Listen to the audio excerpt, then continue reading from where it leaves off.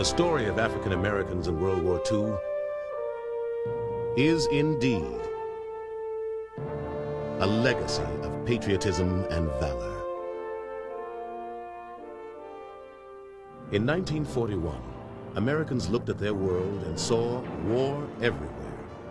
Across the Atlantic, Adolf Hitler's German troops occupied nearly every inch of Europe, from France to Russia, to the Baltic Sea and in North Africa. In the Pacific, the Japanese Army and Navy had already captured parts of China, Manchuria, Korea, and a number of nearby islands. Pearl Harbor would soon stun the United States into war. Monday morning, the first thing I did, go down to the Army recruiting station to enlist in the service of my country. I was told there was no quota for black troops. You've got to remember that this country was very discriminatory, segregated, and there was no change.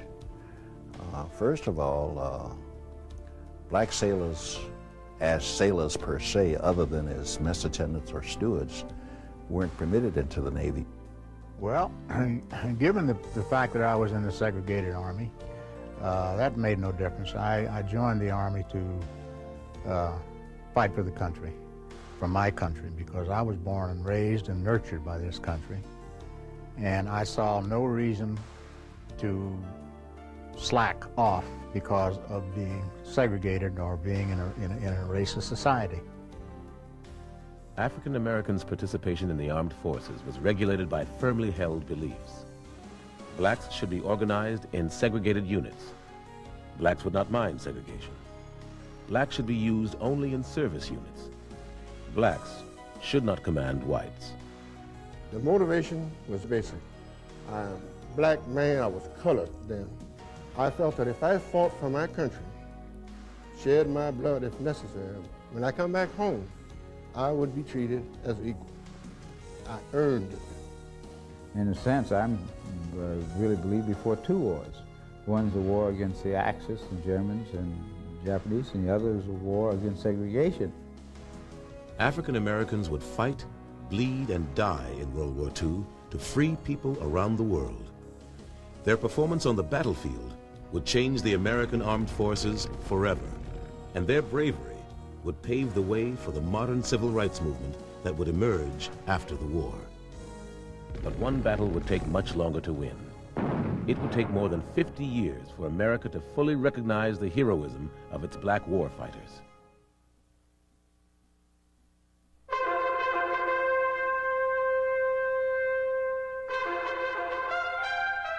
More than 50 years ago, an unspeakable tyranny threatened the world's freedom, and men and women in overwhelming numbers answered the call to arms. Millions of these were Americans, and many of these Americans were black. In the Second World War, more than 1 million African-American men and women served on land, at sea, and in the air. They served also to ensure that the freedom for which they fought abroad could not be denied at home. The program you're about to see is a chronicle of their service. In no way can it measure up to the determination and patriotism of these extraordinary men and women, for the struggle stands as a model of courage and character. As you watch the scenes unfold, you will get a glimpse of a magnificent, heart-rending effort for freedom and justice. Today, the triumphs of these African-American men and women in war and at home are a lasting legacy for every soldier, sailor, airman, Marine, Coast Guardsman, and Merchant Marine who served in World War II. But even more, what they gave, what they suffered, and what they accomplished is a shining example to free men and women everywhere.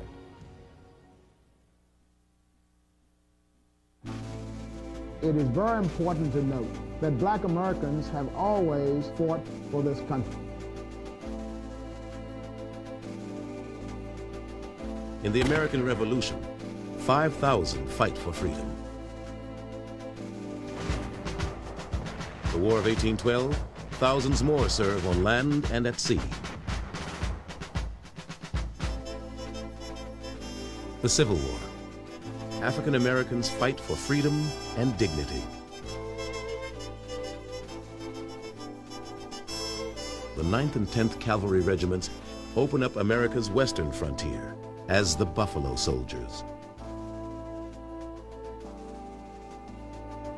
The 24th and 25th Infantry helped Teddy Roosevelt's Rough Riders at a crucial moment in the battle for San Juan Hill. 400,000 African Americans served in World War I. 2 all-black combat divisions were activated, the 92nd and the 93rd Infantry. But it is under the command of the French Army that black American infantry would prove their mettle on the battlefield.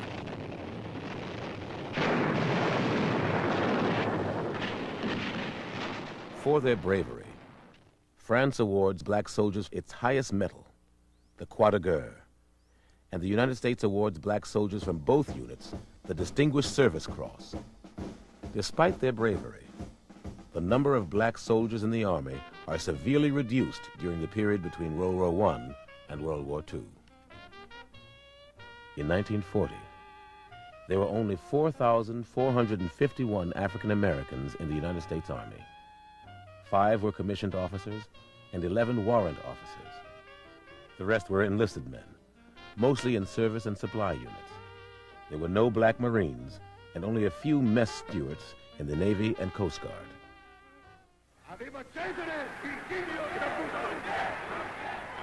By the mid-1930s, the world veers towards war again.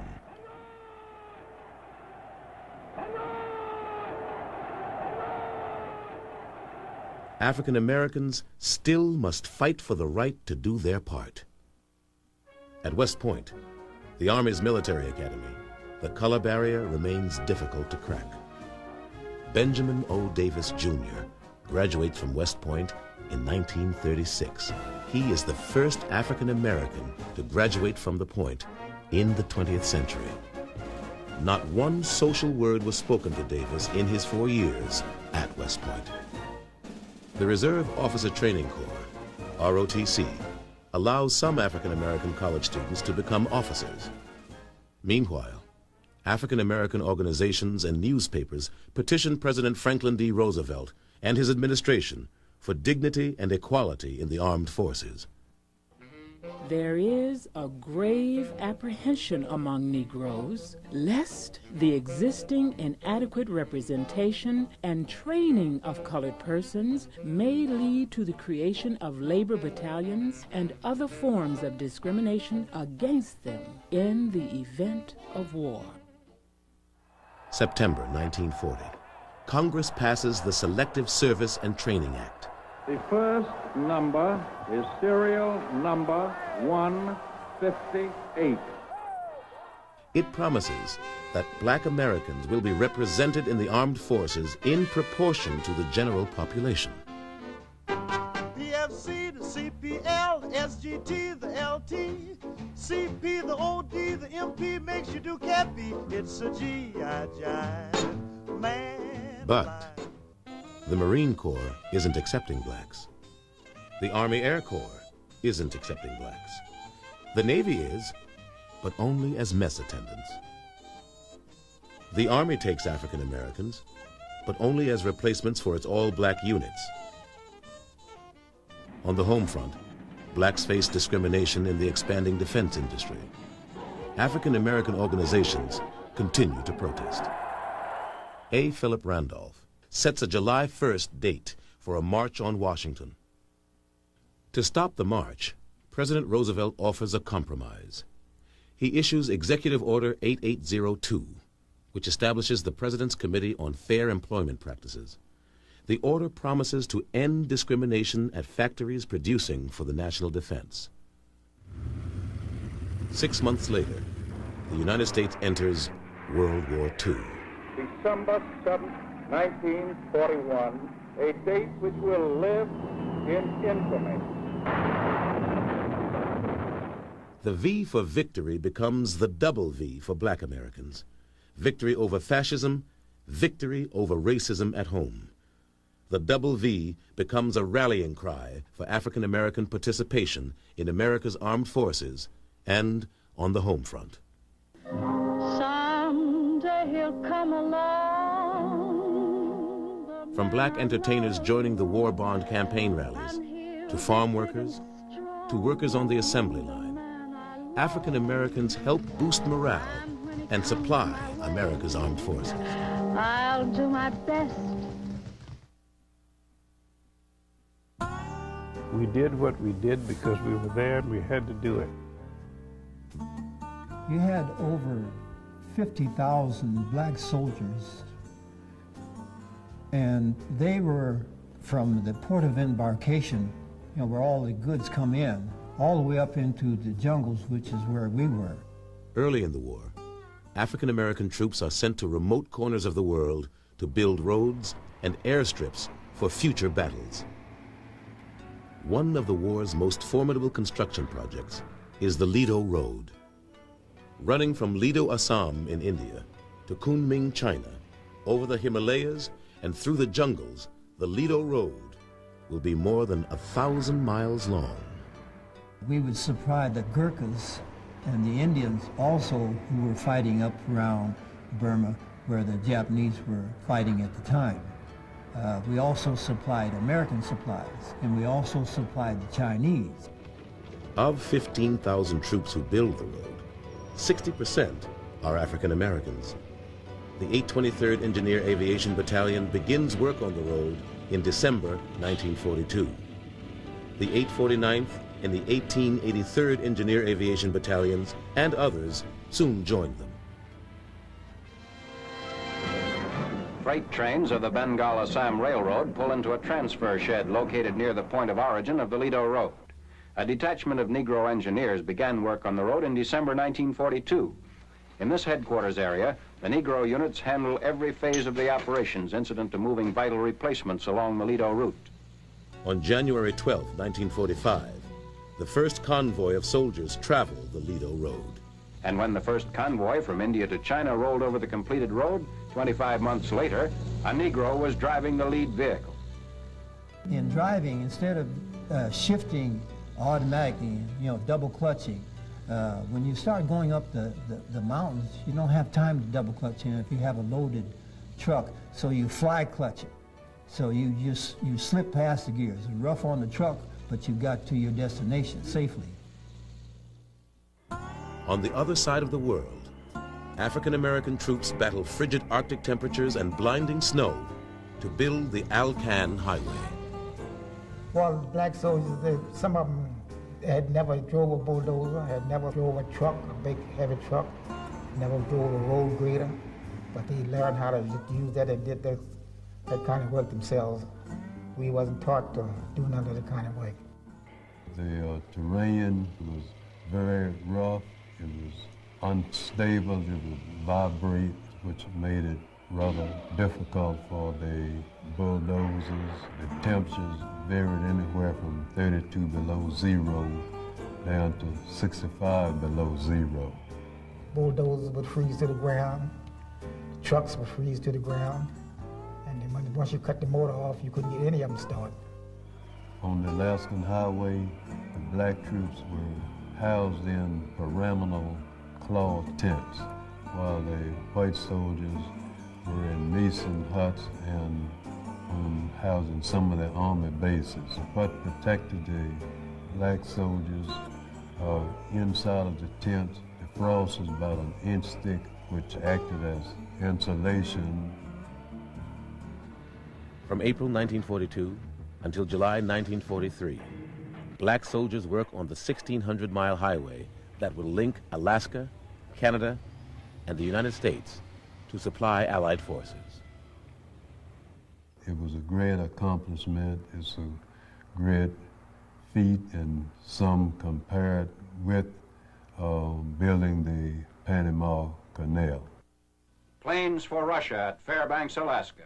The first Russia-bound planes Through a Lend-Lease program, the United States got 8,000 planes to Russia by way of the Alaskan Highway. African American soldiers also build airfields that paved the way for the liberation of Europe. Hard work, sweat, and tears. And the thing was this: you don't go home until you finish this line. The quicker you get it finished, then you go home.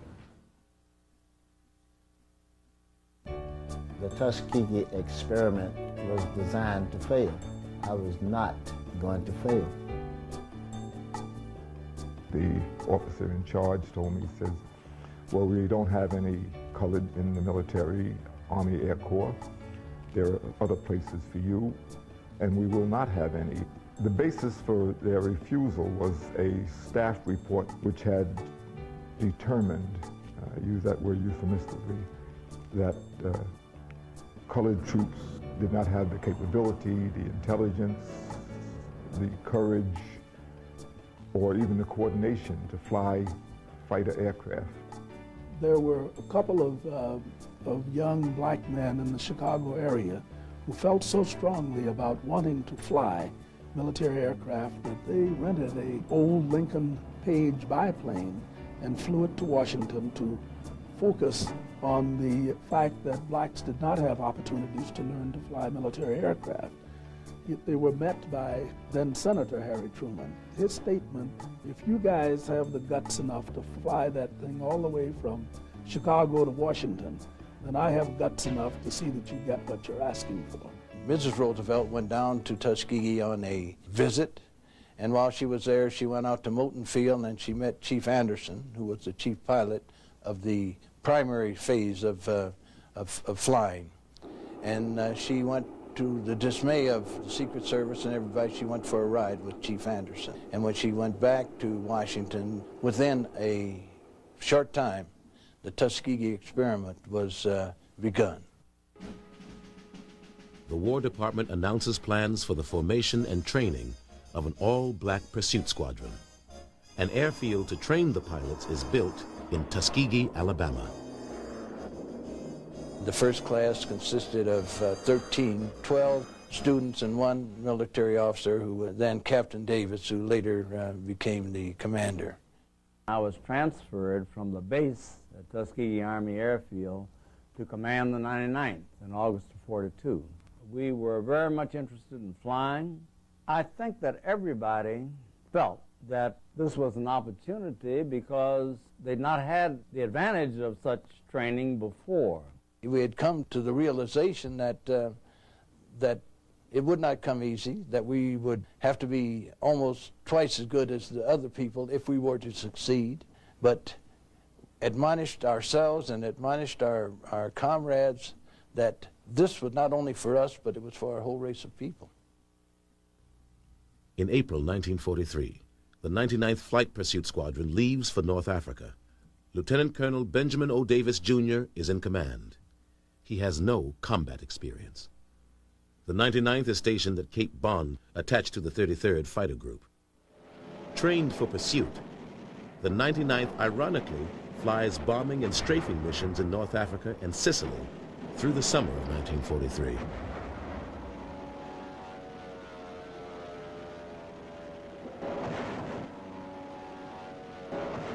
And they had great problems in 1943 because the commander of the 33rd Group was an avowed segregationist, and he did everything he could to keep the unit segregated. They were on a different part of the airfield. They weren't invited to join the officers' club on his part of the airfield.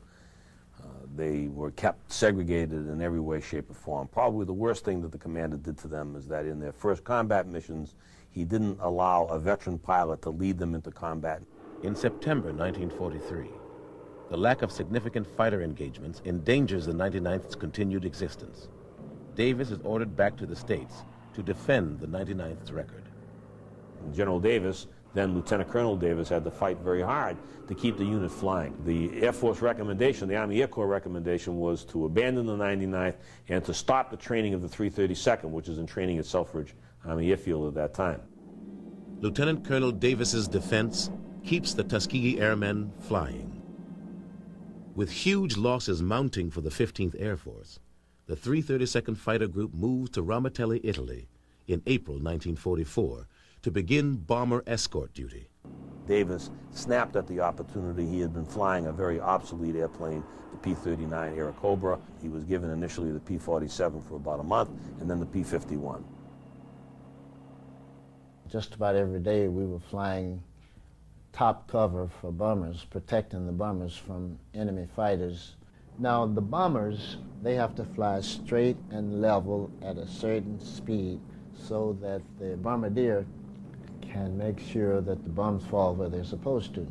We flew around all the smoke to pick them up at the other end. And it's a sad commentary when you see those guys coming in there flying like bugs, and you can see them explode.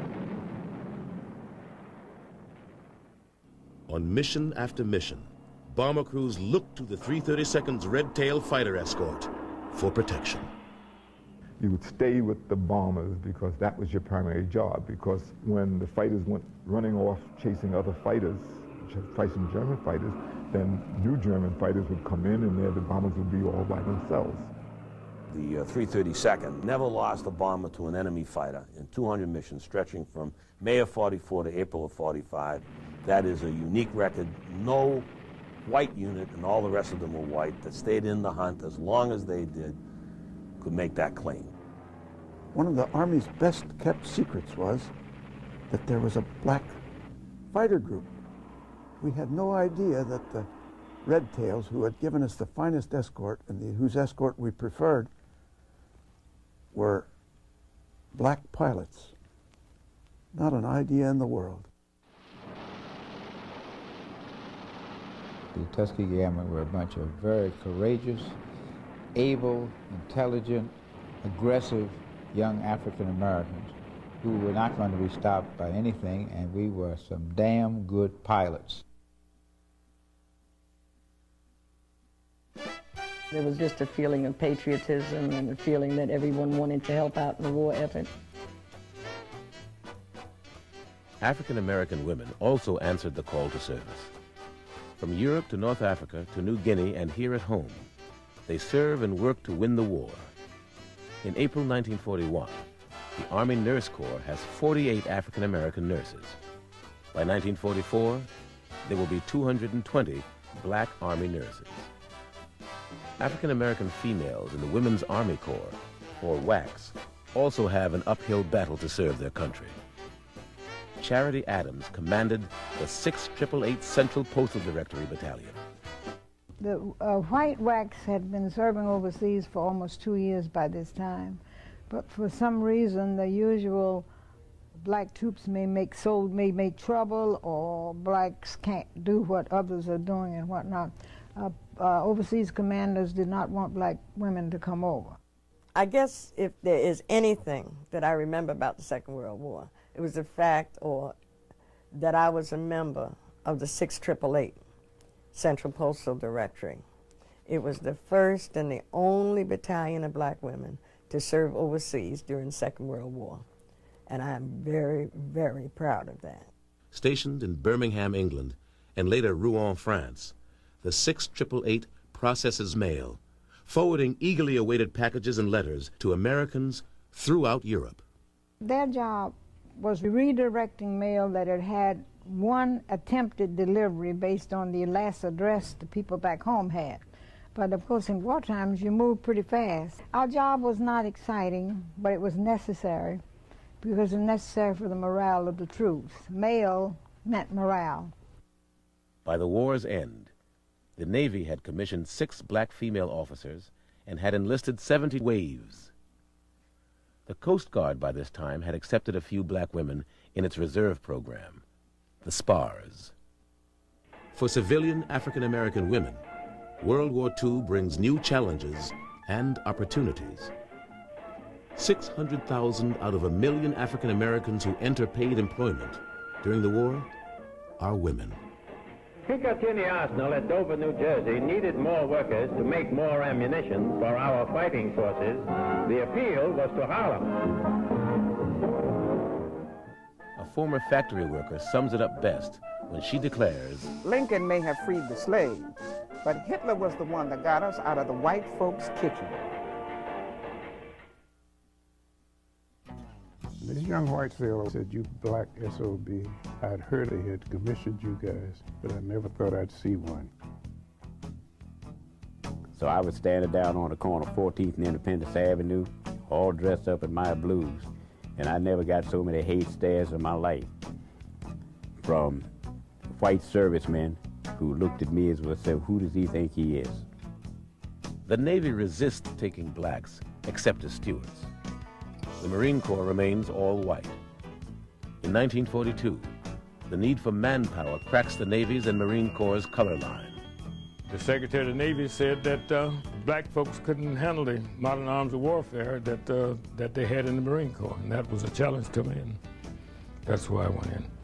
In June 1942, the U.S. Marine Corps enlists blacks. From across the country, African-American recruits arrive at Munford Point for boot camp. For many of them, Mumford Point, like other Southern bases, is a rude awakening. How in the world did I ever get into something like this? Our receptionist said, "You will say yes, sir, no, sir, and you will not move until you are told to do so. Do you understand, boy?" I'd heard what happened to black people, or colored people as we were called then, south of the Mason-Dixie line, but I had no personal real experience, and my parents, who were Southerners, basically never talked about it. Colonel Samuel A. Woods, Munford Point's commanding officer, is sympathetic to the challenges faced by his recruits. Colonel Wood, who, as you know, was a graduate of the Citadel, was, in my opinion, the fairest white man I've ever met or seen. Almost weekly, he would have us write a letter to Washington in which he was complaining about the way we were treated as human beings in North Carolina. We did all the things that all Marines do: close order drill, find a rifle range, hand-to-hand combat, using maps, survival training, anything that any other Marine got. In the Navy, the number of black enlistees approaches 100,000, and the Navy establishes its first training program for black naval officers. I didn't know why I was going to be sent there, and didn't actually find out why, because we had sealed orders, until we got there and met 15 other young black men to discover that we were the guinea pigs to either prove or disprove the myth that blacks were not capable of serving as officers in the United States Navy. They later became known as the Golden 13. The Navy trains the black cadets within a segregated area at Great Lakes Training Station in Illinois. We tried to study together, work together. Well, certainly we're trying to be better than the next guy, and I think everybody was very competitive. It was very cooperative and yet competitive.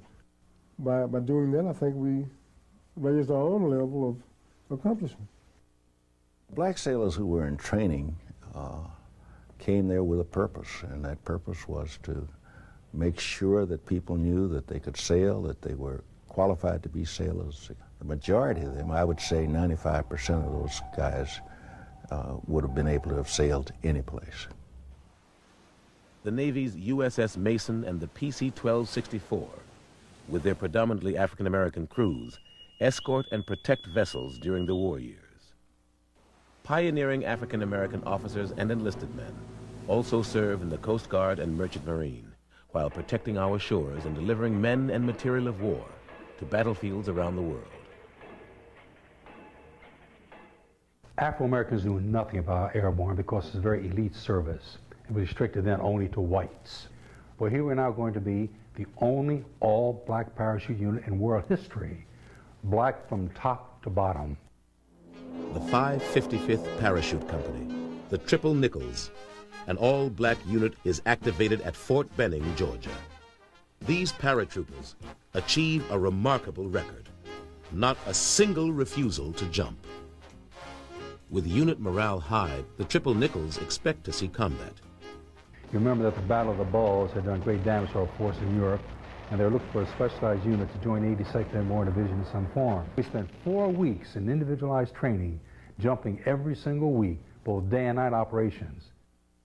Instead, they are stationed in Pendleton, Oregon to join Operation Firefly, a mission to protect the West Coast from Japanese balloon-borne biological weapons and incendiary devices designed to start forest fires.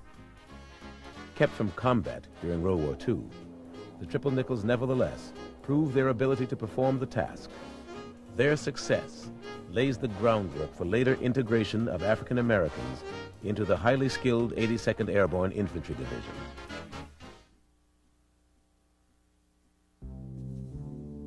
It was one big noisy mess. Spring 1944. Allied forces gather in England for the largest amphibious invasion in history. African-American troops are part of the operation that will liberate Europe. Quartermaster units rush troops to the docks and load precious supplies.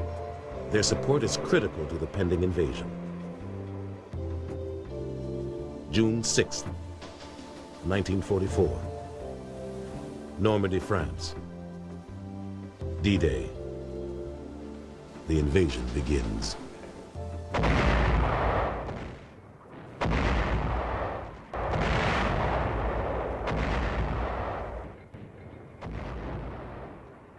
My job was to clean the mines so that the infantry coming aboard wouldn't get caught into, wouldn't find themselves in the middle of anti-personnel mines.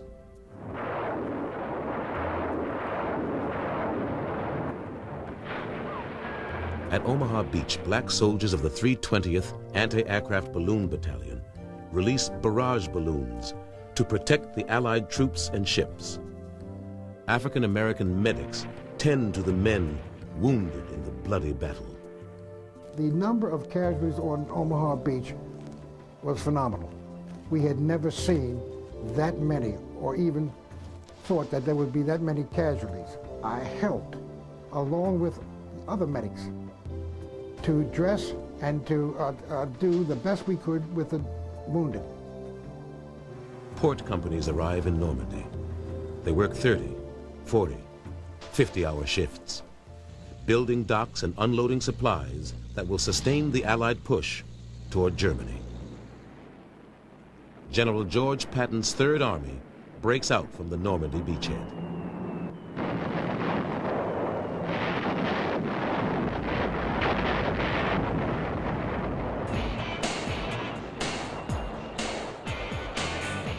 To supply Patton's troops in their dash across France, the Transportation Corps establishes the Red Ball Express. Nearly 70% of the soldiers who man this massive effort are African American. The 469th Quartermaster Unit is in charge of 30 truck companies. They deliver food, ammunition, and fuel to the troops, and transport prisoners and casualties to the rear area. These unsung heroes of the road live up to their motto: keep 'em rolling, keep 'em supplied, keep 'em smiling. During World War II, the Red Ball, they constantly was going all the time. No stopping, always on call, any time of day or night. The Red Ball Express carries 8,000 tons a day for 4 months. From August to November, they will haul more than 400,000 tons of supplies. By the end of 1944, nearly 480,000 African Americans are serving overseas. In World War II, the African American experience, at times it was not nice. I was quite frustrated with what was going on. We had to keep our thoughts and our minds on the big picture instead of worrying about segregation. The regiment really was not as well equipped and as well trained as it should have been. 92nd Division was named for the Buffalo soldiers of the 9th and 10th Cavalry. The 92nd Infantry Division is reactivated in 1942. Only 20 years after they had carried their battle flag into World War I, the proud 92nd would fight racism, in training and on the battlefield. We were victims of being sent to locations where Negroes couldn't do any harm to cities they were stationed near. Segregationist army policies and white citizen protests make it difficult to find places to station all-black units. With the all-black 93rd Infantry Division stationed at Fort Huachuca, Arizona, no other single post is available for the 92nd. When the 93rd ships out to the Pacific in 1943, Fort Huachuca opens for the 92nd. White commanders of black units were Southern selected officers. And I found personally, and other black men found personally, that men who were generally not from the South were more considerate toward us, more respectful toward us. And we enjoyed serving under them more so than from under the white Southern officers. Well, the general feeling of the white leadership in the units that I was in, I'm speaking of my own self personally, that they didn't think very much of us. They didn't think we had the intelligence to even pull the trigger and shoot straight. Army practice kept white officers from serving in units where they were junior in rank to any black officers. This created tensions in the 92nd. This practice limited the use of black officers and, more importantly, restricted their rank. I was angry. It made me feel very, very angry. The fact that my intelligence was insulted every time that I would make a suggestion on a tactic. The black officers were never given any latitude in any command situation at all. I was downgraded because I was black. The 92nd is commanded by Southerner Major General Edward M. Allman. It is in a climate of racial mistrust that the 92nd trained for combat. Brigadier General Benjamin O. Davis Sr., on an inspection tour, noted that Major General Allman had overlooked the human element in training, with no thought to establishing racial understanding. My combat team was one of 3 combat teams in the 92nd Infantry Division. We were informed after maneuvers by the division commander that the 370th Infantry Combat Team would prepare for overseas movement. We were going overseas, so we were just going overseas. And we didn't know where we were going. We went into combat with the 5th Army, who Mark Clark commanded. We were attached to the 1st Armored Division. The 370th Infantry and the 598th Field Artillery, made combat ready with the best soldiers from the division, deployed to Italy.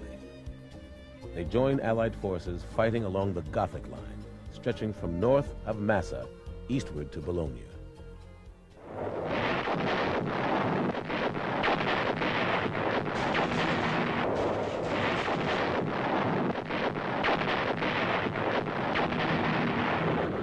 The 92nd's 370th Combat Team fights aggressively and maintains contact with Axis forces.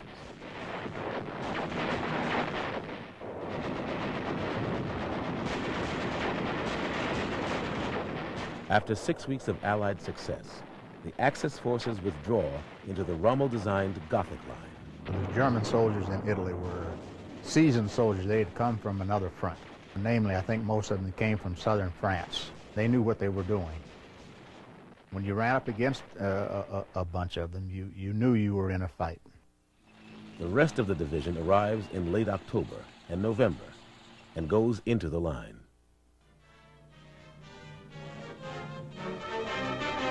.4 inches of rain in 24 hours, ending 9th December, flood a regimental bivouac area of the 92nd Division at a point 17 airline miles south of Bologna. A field artillery battalion improvises a ferry to carry ammunition to a stranded battery across the swollen stream.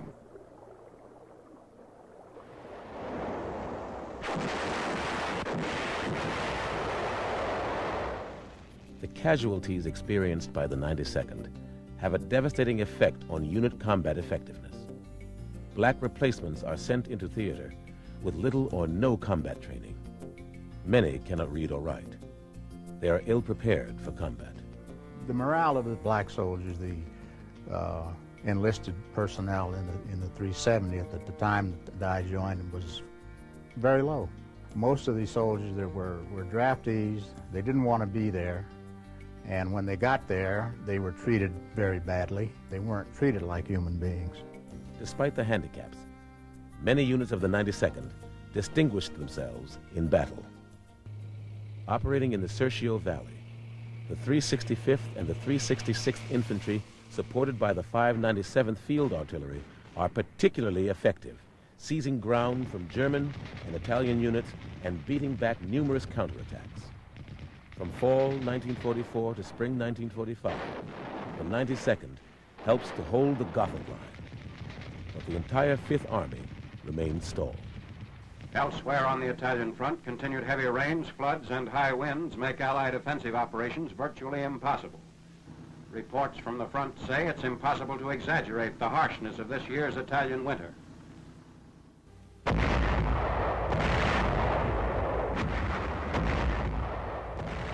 In April, the Fifth Army begins its final drive through the Gothic line. There have been changes. The 92nd is reorganized as an integrated force. Attached are the famed Japanese-American 442nd and the white 473rd Infantry, along with the black 370th. They roll up the western Italian coast, liberating the ports of Massa and Genoa. Many African Americans distinguished themselves in the Italian campaign, but received little recognition. There was a definite program afoot to suppress acts of bravery or acts of heroism on the part of the black soldiers. I never heard any stories or any comments concerning bravery by black soldiers from any of the white officers. And every time we turned around, we would hear about acts of bravery of the white soldiers. For the 92nd, World War II ends on April 30th, 1945, when German and Italian troops they had fought since August surrender.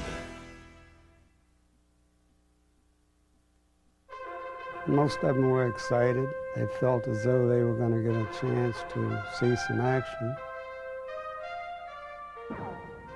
Under the leadership of General MacArthur and Admiral Nimitz, Allied forces undertook the island-hopping campaign that led to the Japanese homeland. Black troops are in the thick of the ferocious fighting. The first African-American unit to engage the enemy in ground combat was the 1st Battalion of the 24th Infantry, fighting on Bougainville.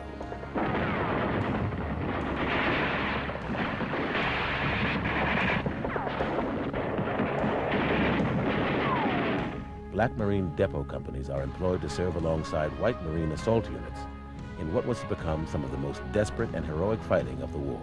A depot company was more or less like a utility company. So a utility company could be used in any capacity, even in frontline combat, because when the Marines went on Tarawa, something like 1,000 people got killed in 3 days fight. I think they lost approximately 4,000 on Iwo Jima.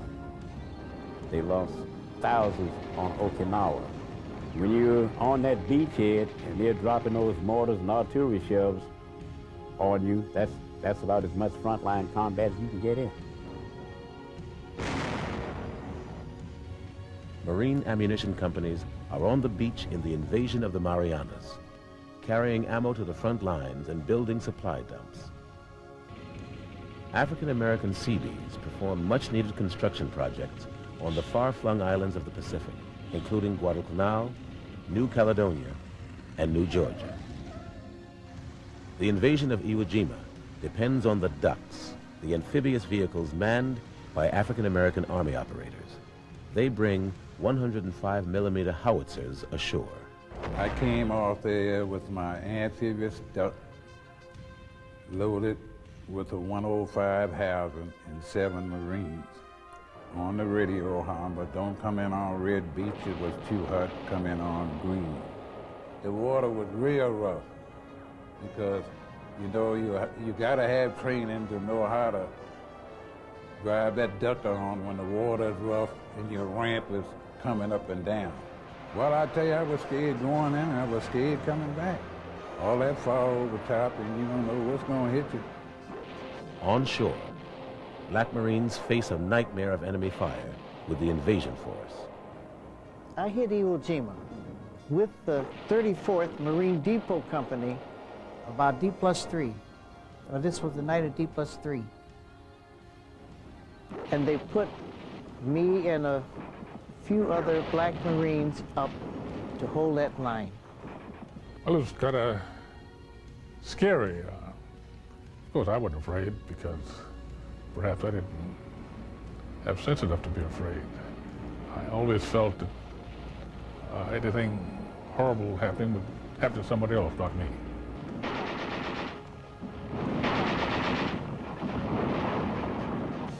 As it grew on and got darker, I realized that I was up on that line by myself.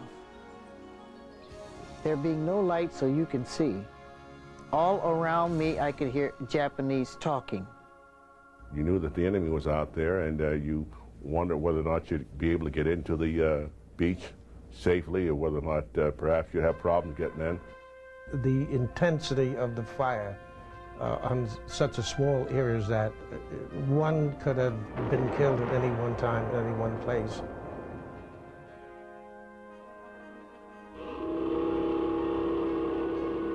Black sailors will also set a standard for valor in the Pacific. Aboard the battleship West Virginia at Pearl Harbor, Navy messman Dorian Miller mans an anti-aircraft gun and engages attacking Japanese planes. Miller will go down with his ship, the Liscum Bay, later in the war. Another messman, Alonzo Swan, shoots down kamikaze planes diving toward his ship, the USS Intrepid. In all, 4 black sailors are awarded the Navy's second highest honor, the Navy Cross. Swan will wait 50 years to receive his medal. The legacy of Swan and Miller is continued during the invasion of Okinawa, as black naval gunners helped destroy the horde of attacking kamikaze planes intent on destroying the fleet. The Japanese sent suicide planes to land on Okinawa. We saw Japanese planes trying to dive into the ships, but the Navy gunners blew them up in midair. Most pride, I think, is having put your life on your line for your country. The feeling then was that you would have lost your life for a good reason, a good purpose. I'm proud to have been a Marine, and you'll find most black Marines think the same way that I do. If this country ever went to war, I wanted to be a definite part of that war. Word came out that they wanted volunteers, colored troops they call us in, to volunteer to fight in white units as an integrated unit. I was told it would be integrated. We got ridiculed quite a bit by a lot of combat troops that came over. We went overseas earlier in the war to help build the airports and so forth for the 8th and 9th Air Forces. And after they got there, we were constantly ridiculed as they ridiculed blacks at that time. I liked action. That outfit didn't have enough action for me. I was in the Army and I want to see some action. By December 1944, the Army faces a dangerous shortage. Few white combat replacement troops are left in the European theater.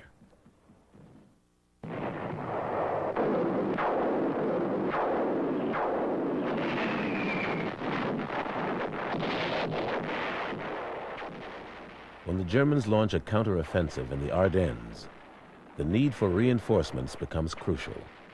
There is only one place to turn: the all-black support units behind the lines.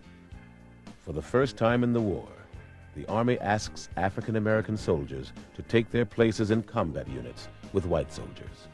The response exceeds all expectations. The sergeant came up and said, anybody want to sign up for the infantry? I didn't hear no more about it till the next day. I went to town. I came back, the medical officer was there examining people, for the infantry. And all those were passed. I think the next day they were gone. Almost 5,000 black soldiers volunteer. They know they are trading the safety of duty in the rear to risk their lives on the front lines. When we volunteered to go into combat, we automatically had to give up any rank that we had. We had to go in as privates. Oh, I was generous. I give them my stripes. I went from buck sergeant to buck private for a chance to get shot at. I was just boiling for a fight. I'll be frank with you. I was boiling and stewing for a fight anyhow. It didn't make any difference to me who I fought. To limit the effects of personnel losses in service units, only 2,500 black soldiers are taken. In January, they begin infantry training. They sent troops who had been wounded and couldn't go back to their unit, infantry-type sergeants, to train us. We received the best training anyone could receive to prepare to go into combat. 6 weeks later, 53 platoons of black infantrymen, led by white lieutenants and platoon sergeants, joined white infantry and armored units at the front. They told us we became integrated. It turned out we were not totally integrated. We became an extra platoon. We got up there, the white soldiers were glad to see us from the beginning. I think they were glad to see anybody come up there because they was catching hell. We got right in there in the thick of things, and they taught us a whole lot right quick. Our first initial firefight was interesting. The colonel came up, and we had to take this little town. And the colonel said, well, we might as well try them. All of a sudden, everything break loose, so everybody started scattering out. So we ran to this building, and the Germans, they was tearing us up. And Lieutenant Wyland said, call back for some smoke so we can withdraw. And so I told the Lieutenant, I said, we done came this far, what are we gonna go back now for? And we took the town. After that, they was trying us constantly because they knew we could do the job. I was pretty scared. I really tried to hold myself macho together, but I was really sorry that I volunteered. I really didn't feel good about it at all, volunteering for this hideous duty. If you've never really been under artillery fire in air bombardments, you don't understand it. We were under heavy artillery fire, and I was so frightened that I grabbed my steel helmet and pulled it down to my feet. Now, this sounds stupid. I know you can't do that, but that is what fear will do to you.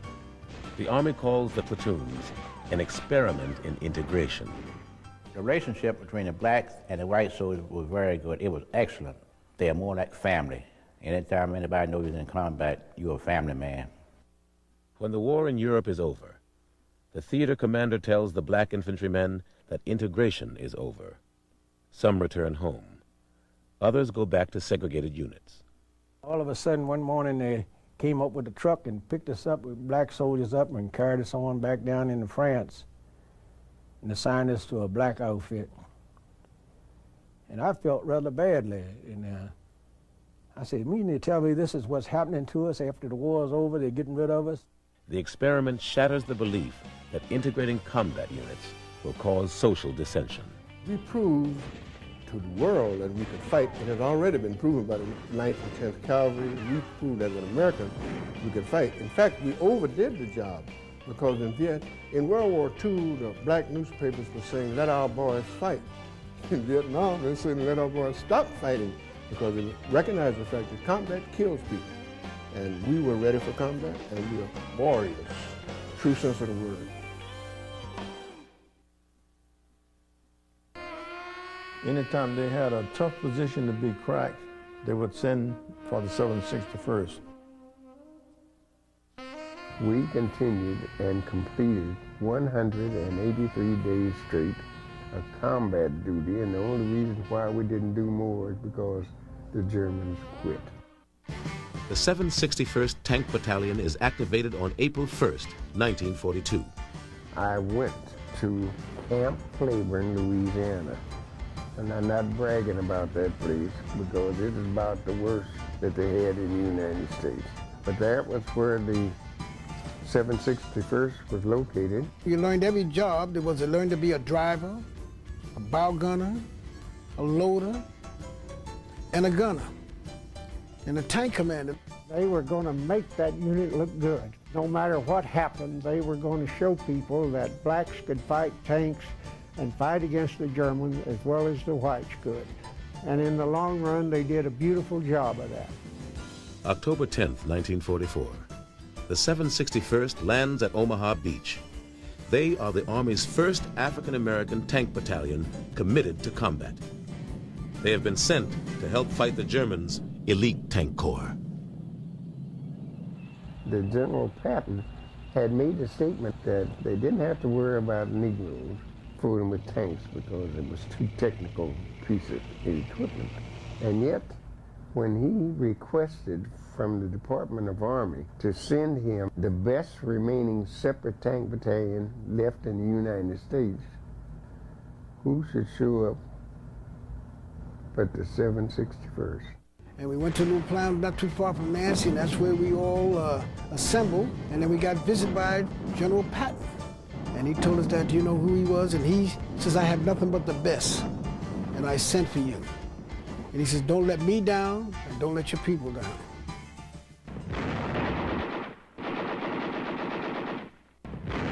We were pinned down, buttoned down in these tanks. The first battle on Chateauveau and Chateau Saline. And we had a hell of a battle there. And we took those cities. We took those 3 cities the first day. And we unbuttoned, came out, and they almost fell off their feet to see that we were black. Through November, the 761st battles its way through Jussey, Mauvais-le-Vic, and Goubling. This unit had an exceptional record in combat. December 1944, the Battle of the Bulge.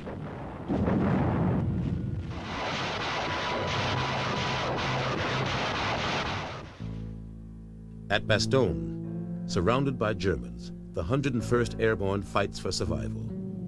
To relieve the 101st, Patton rushes elements of his 3rd Army north. Serving in support, the 761st blasts its way from the Sarre River on December 24th, north to Neufchâteau, Belgium, where they arrive on the 30th. We were truly nervous in Bastogne because behind every tree there was a dead soldier. Enemy or yours? There were groups of American GIs massacred by the camp group Piper. 11 black soldiers from the 333rd Field Artillery Battalion. When the bodies were recovered and it was discovered that they had been mutilated, they had bashed some of their skulls in with rifle butts, gouged their eyes out with bayonets. We never fought as one unit together. They just split us all over the place. And I think that even confused the Germans, because I guess when everywhere they looked, they saw black tankers. I guess they thought it was a whole bunch of us, but only was about 700 of us, see? But they didn't know that. We had the speed and the 360-degree traversing of the turrets, which the German tanks, they had to turn the whole tank to operate or fire on you. We could be traveling across 30, 35 miles an hour, and that turret was revolving 360 degrees where you just keep firing as you go. And that's just how we were able to either outflank them or get into a hull defilade position and knock them out. After the Battle of the Bulge, units of the 761st go on to fight in Belgium at Bonneroux, Raisogne, Tillet, and Pirompi. In Luxembourg, at Steinbach. In Highland at Jabec, End, and Erling. On March 3rd, the 761st Tank Battalion enters Germany. They reconstituted a task force and called it Task Force Rhine, and we tankers were given command of the operation. This was the outstanding and one total operation involving all of the battalion, and we broke a hole through the Maginot Line, through the Siegfried Line, into the Rhine Plain. An entire armored division of the 7th Army poured through that hole and went all the way to the Rhine with no opposition whatsoever. My men were magnificent. The 761st captures 3,000 enemy troops and expends 50 tons of ammunition during Task Force Rhine operations. Attached again to 3rd Army, the 761st spearheads Patton's drive through Germany to Austria. What used to surprise me, I wondered, why did we pass all of these tanks pull over to the side, a division, and here come the 761st, beat up, tired, tank battalion to go in and lead the way. On their journey through Germany, the 761st witnessed the horrors of war.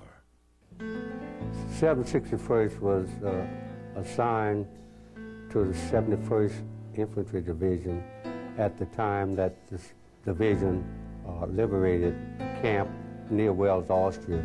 The name of the camp was Gunskirchenlager, and it was one of the smaller refugee camps or concentration camps. The 761st meets the Soviet Union's first Ukrainian front on May 6th at the Inns River. Now, my husband has had lots of troops since then, but whenever he talks of soldiers, whenever he talks of fine soldiers, of good soldiers, he talks about his soldiers, who are the men of the 761st. We had a chance to prove that the black man could be a good warrior. Well, the impact of awarding me the Medal of Honor, to my thinking, is that somebody wants to salve their conscience. It should have been done at the time that these awards were made, the Distinguished Service Cross, at the time the men did these heroic acts. But it was a time of complication. It was a time of trouble between the races. We were a very different society in that time. For more than 50 years following World War II, no African Americans are awarded the Medal of Honor for actions performed during the war.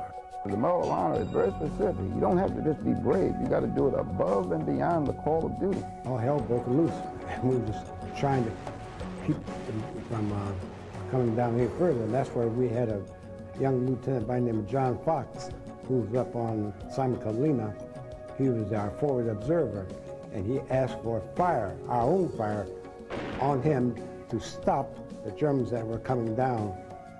Well, it ought to make the country look a little more closely at what was done by the black soldiers, what was done to the black soldiers. It ought to shed some light in a dark corner of our closet. Sergeant Reuben Rivers, he was the point man for Company A. He led the way coming into Dublin. His tank hit a landmine and it split his leg from his knee cap all the way up his leg. The medics, they said, man, this is $1 million wound. So that meant you can go back home. You're out of the war, it's over for you. And he said, no. He said, they need me here. And the next day, when we had to move out, and Captain William, he gave us an order, said, be careful when you go over this hill. And as we were doing this, my tank commander, Westerson, they told him, back out, Rivers, back out, back out, back out. Tigers are down there, don't you see them? He said, yes, I see them, but I'm going to engage them. And he did. By that time, big white flash hit up by the tank commander's side, and he got killed. It's very important that it be done now while their comrades, the guys who fought alongside them in World War II, are still alive, because the honor and the glory of it reflects on all of them. The Company C was given the mission to break through the German lines to get to an objective called Castle at Nalfie. We broke through, and when we broke through, they didn't, the Germans did not know we were there. During the action of breaking through the lines, we neutralized 3 machine gun nests, a couple of dugouts. We cut numerous communication lines. In May 1996, the Pentagon forwards the names of 7 soldiers to the White House, recommending them for the Medal of Honor for their heroic actions in World War II. There were 1,200,000 black Americans in uniform in World War II, and this is an important symbolic act. But I don't think there's any way in this day and time that you can adequately recognize all that they contributed and all that was denied them in terms of medals and honors and promotions. These sort of things, there's no way that you can balance the books entirely at this remove. We're half a century down the road. All you can do is this symbolic act and give to them some glory, some honor. They earned that, and it's long overdue. If you serve your country, you deserve to be served. It really makes me feel sad that we did our job, we fought, but we weren't appreciated.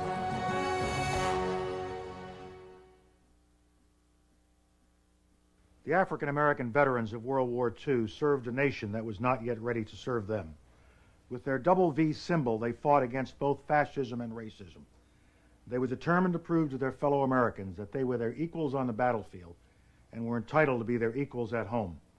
We should all be proud of the sacrifices they made on the snow-covered fields of Belgium, in the skies over Europe, and on the bloody beaches of Iwo Jima. They wrote a noble chapter in American military history. Their legacy made my rise in the military possible. I stood on their shoulders. They made America a better place for all of us. They asked for no special recognition. They asked for no tribute. They just wanted to fight for their beloved country, and they did. We owe them our thanks. We must continue to carry on their legacy of commitment and courage.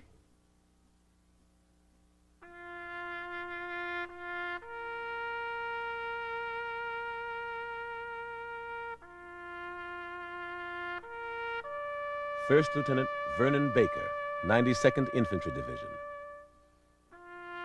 First Lieutenant John Fox, 92nd Infantry Division. First Lieutenant Charles L. Thomas, 614th Tank Destroyer Battalion. Staff Sergeant Edward A. Carter, 12th Armored Division. Staff Sergeant Reuben Rivers, 761st Tank Battalion. Private First Class Willie F. James, Jr., 104th Infantry Division.